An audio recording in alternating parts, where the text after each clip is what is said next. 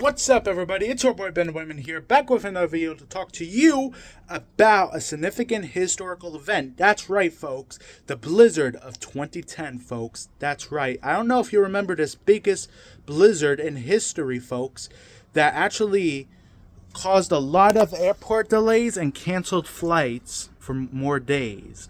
It also brought New York City to a standstill, folks. Some areas picked up 33 inches of snow, and over 200,000 people were without power, folks.